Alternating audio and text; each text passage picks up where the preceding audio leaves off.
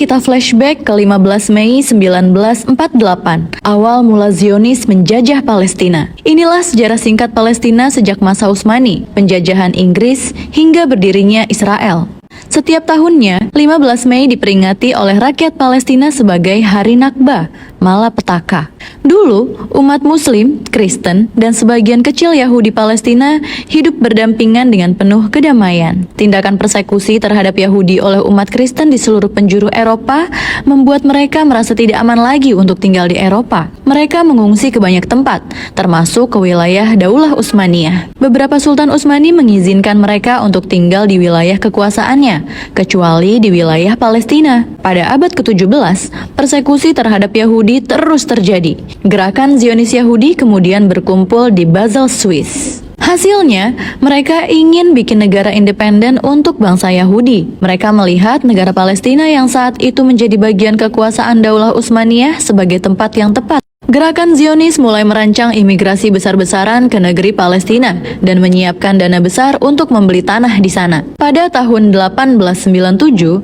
Theodor Herzl, pimpinan gerakan Zionis, mendatangi Sultan Abdul Hamid II untuk membeli Palestina. Namun, Herzl pulang dengan tangan hampa. Sang khalifah dengan penuh izzah menolak mentah-mentah tawaran emas yang berlimpah-limpah. Kelompok sekuler dan Yahudi di Turki kemudian membuat konspirasi. Sultan Abdul Hamid II berhasil diturunkan dari kekuasaannya di tahun 1909. Di tahun 1914, Perang Dunia I pecah antara blok sekutu dengan blok sentral. Daulah Utsmaniyah memutuskan bergabung dengan blok sentral.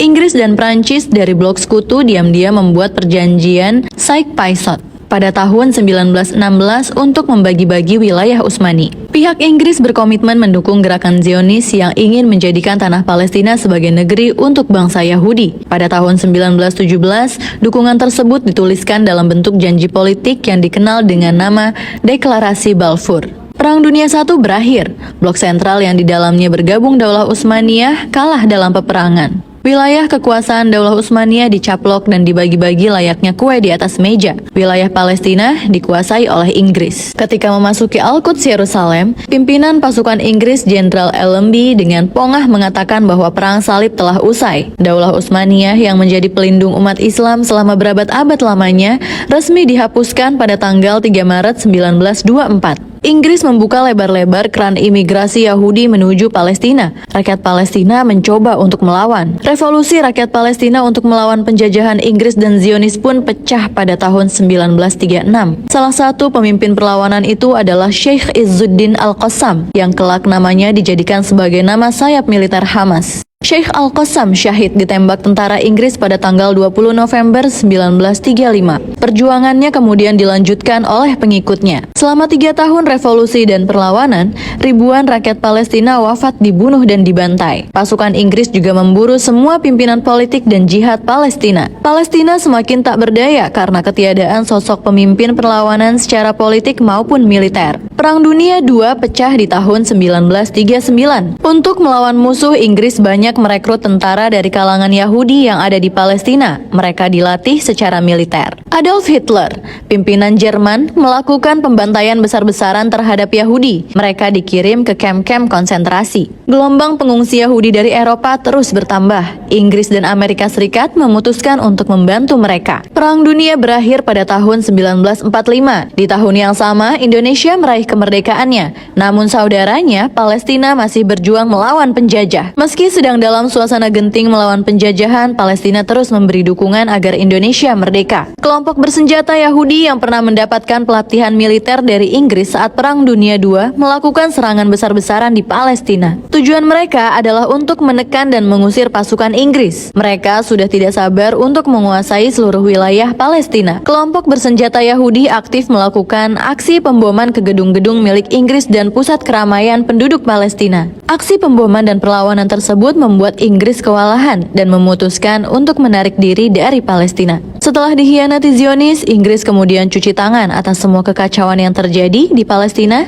dan menyerahkan urusan itu kepada PBB. Pada tanggal 29 November 1947, dilakukan voting mengenai pembagian wilayah Palestina menjadi dua bagian, yaitu untuk bangsa Arab, Islam dan Kristen, dan bangsa Yahudi. 33 negara setuju, 13 negara yang mayoritas negara Islam menolak, dan 10 negara lainnya abstain. Resolusi untuk pembagian wilayah Palestina akhirnya disahkan. Kelompok bersenjata Yahudi terus berupaya mencaplok desa-desa dan kota-kota Palestina. Kota-kota besar Palestina seperti Haifa, Jaffa, dan Tiberias jatuh ke tangan mereka. Pembantaian, pembunuhan, pembersihan etnis juga terus dilakukan oleh kelompok Yahudi. Penduduk Palestina tidak memiliki senjata memadai untuk melawan. Secara resmi, Inggris mengakhiri mandatnya di Palestina pada tanggal 14 Mei 1948. Tank-tank dan gudang senjata yang ditinggalkan pihak Inggris diambil alih oleh kelompok bersenjata Yahudi. Gerakan Zionis mendeklarasikan kemerdekaan Israel pada tanggal 14 Mei 1948. Satu hari setelah deklarasi kemerdekaan Israel, yakni pada tanggal 15 Mei, diperingati oleh penduduk Palestina sebagai Hari Nakba. Negara-negara Arab di sekeliling Palestina mendeklarasikan perang melawan Israel untuk menyelamatkan Palestina. Walaupun banyak negara Arab yang membantu dan jumlah pasukan Arab lebih banyak, mereka tak mampu mengalahkan Israel. Israel mendapatkan dukungan militer, politik, dan keuangan yang besar dari negara-negara Barat, terutama Amerika Serikat. Kemenangan Israel mendorong mereka untuk memperluas wilayah kekuasaannya melewati batas-batas yang telah ditentukan oleh PBB. Hingga bulan April 1949, lebih dari 500 desa dan 10 kota Palestina diambil alih dan diyahudisasi oleh Israel. Lebih dari 750.000 rakyat Palestina diusir dari tanah airnya dan 13.000 wafat dibunuh Israel. Nakba tidak serta-merta berakhir pada tahun 1948 sampai 1949. Hingga detik ini, setelah 75 tahun lamanya, malapetaka itu terus terjadi. Israel tak pernah berhenti menghancurkan pemukiman dan perkebunan penduduk Palestina, kemudian mendirikan pemukiman ilegal di atas tanahnya. Penduduk Palestina yang tinggal di tepi barat dipaksa tunduk pada hukum militer yang dibuat oleh penjajah Israel. Di tepi barat, mereka harus melalui banyak checkpoint atau pos keamanan. Penduduk Palestina di jalur Gaza lebih menderita lagi. Wilayah udara, laut, dan darat mereka diblokade secara total oleh Israel.